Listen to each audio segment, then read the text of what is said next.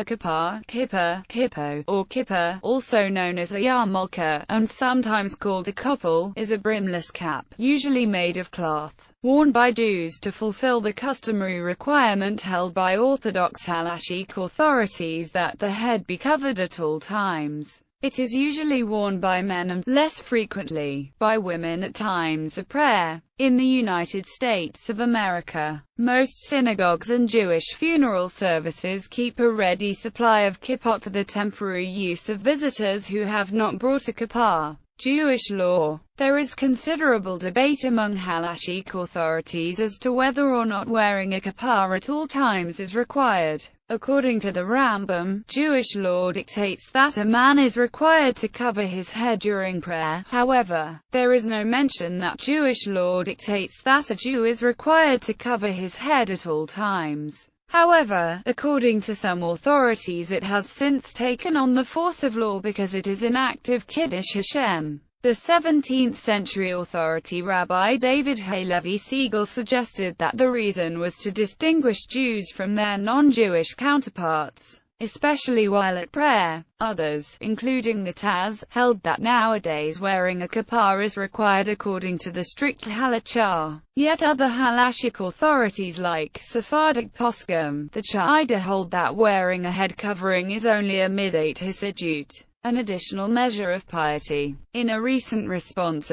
former Sephardic chief rabbi of Israel Ovadia Yosef rules that it should be worn to show affiliation with the religiously observant community. The Talmud states, "Cover your head in order that the fear of heaven may be upon you." Rabbi Hannah ben Joshua never walked 4 cubits with his head uncovered. He explained, "Because the divine presence is always over my head." This was understood by Rabbi Yosef Karo in the Shulchan Aruch as indicating that Jewish men should cover their heads and should not walk more than 4 cubits bareheaded. Covering one's head, such as by wearing a kippah, is described as honoring God. The Mishnah Berurah modifies this ruling, adding that the Achronim established it as a requirement to wear a head covering even when traversing fewer than 4 cubits, and even when one is standing still, indoors and outside. Kitzur Shulchan Aruch cites a story from the Talmud about Rav Nachman bar Yitzchok, who might have become a thief had his mother not saved him from this fate by insisting that he cover his head, which instilled in him the fear of God. In many communities, boys are encouraged to wear a kippah from a young age in order to ingrain the habit.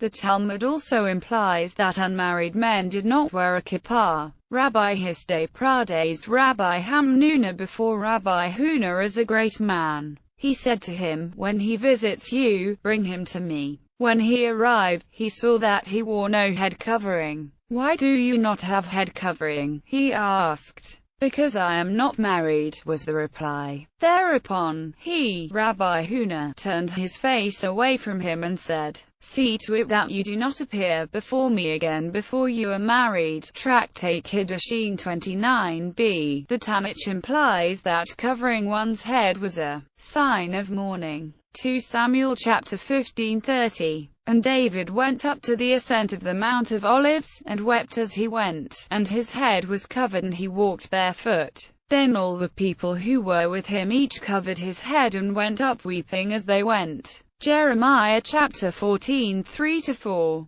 Judah mourns, and the nobles send their lads for water. They come to the pits, and find no water. Their vessels return empty. They are ashamed and confounded, and cover their heads, because of the ground which is cracked, for there hath been no rain in the land. The plowmen are ashamed, they cover their heads. Esther chapter 6:12. And Mordecai returned to the king's gate. But Haman hasted to his house, mourning and having his head covered. A proper headdress in the Tanakh is an expression of joy and salvation as seen in Isaiah chapter 61 verses 3-10. The argument for the kippah has 2 sides. The Vilna Gaon says one can make a berakah without a kippah, since wearing a kippah is only in Midos Chasadus. Recently, there has been an effort to suppress earlier sources that practice this leniency, including erasing lenient responsa from newly published books. According to Rabbi Isaac Klein, a conservative Jew ought to cover his head when in the synagogue, at prayer or sacred study, when engaging in a ritual act, and when eating. In the mid-19th century,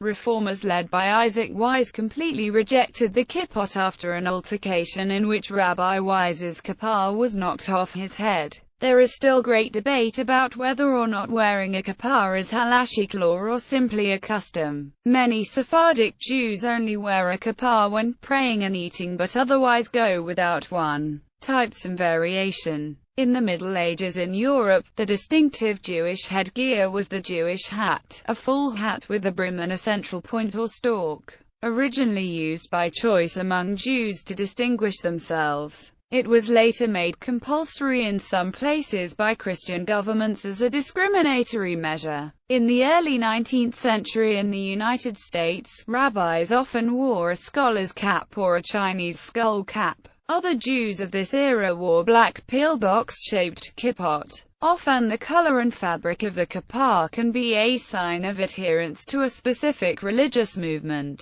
Knitted or crocheted kippot, known as kippot surrogate, tend to be worn by religious Zionists and the modern Orthodox, who also wear suede or leather kippot. Members of most Haredi groups usually wear black velvet or cloth kippot. In general, the larger the kippah, the more traditional the wearer tends to be. By contrast, the smaller the kippah, the more modern and liberal the person is. More recently, kippot have been observed made in the colors of sports teams, especially football. In the United States, children's kippot with cartoon characters or themes such as Star Wars are popular. Kippot have been inscribed on the inside as a souvenir for a celebration. Kippot for women are also being made and worn. A special baby kippah has 2 strings on each side to fasten it and is often used in a Brit Milah ceremony. Samaritans once wore distinctive blue head coverings to separate them from Jews who wore white ones,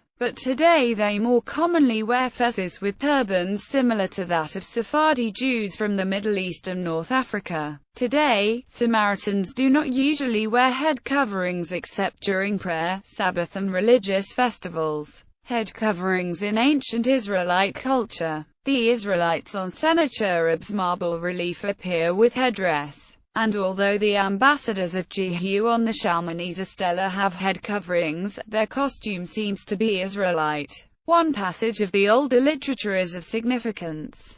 Kings chapter 20 verse 31 mentions havalim, which are placed around the head. This calls to mind pictures of Syrians on Egyptian monuments, represented wearing a cord around their long, flowing hair, a custom still followed in Arabia. Evidently the costume of the poorest classes is represented, but as the cord gave no protection against the heat of the sun, there is little probability that the custom lasted very long. Much more common was the simple cloth skull cap, dating back to Egyptian times when those of high society routinely shaved their heads to prevent lice. Conversely, their skull caps then served as protection against irritation from their wigs. The Israelites might have worn a headdress similar to that worn by the Bedouins, but it is unknown whether a fixed type of headdress was utilized. That the headdress of the Israelites might have been in the fella style may be inferred from the use of the nouns arnif and by the verb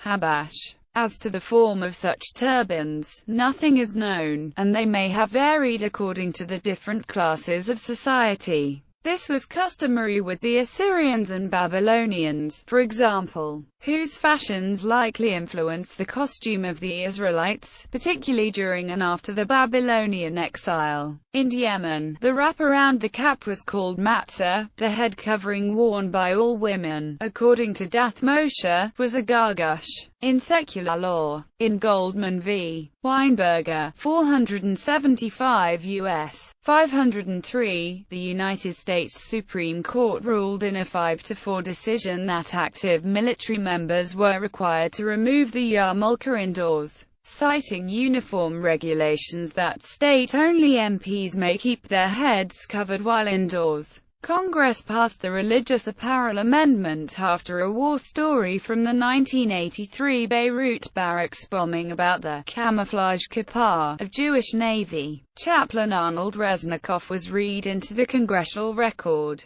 Catholic chaplain George Pucciarelli tore off a piece of his Marine Corps uniform to replace Resnikoff's kippah when it had become blood-soaked after being used to wipe the faces of wounded Marines after the 1983 Beirut barracks bombing. This amendment was eventually incorporated into U.S. Department of Defense regulations on the accommodation of religious practices within the military services. This story of the camouflage kippah was retold at many levels, including a keynote speech by President Ronald Reagan to the Baptist Fundamentalism Annual Convention in 1984, and another time during a White House meeting between Reagan and the American Friends of Lubavitch. After recounting the Beirut story, Reagan asked them about the religious meaning of the kippah. Rabbi Abraham Shemtiv, the leader of the group, responded, "Mr. President, the kippah to us is a sign of reverence." Rabbi Feller, another member of the group, continued,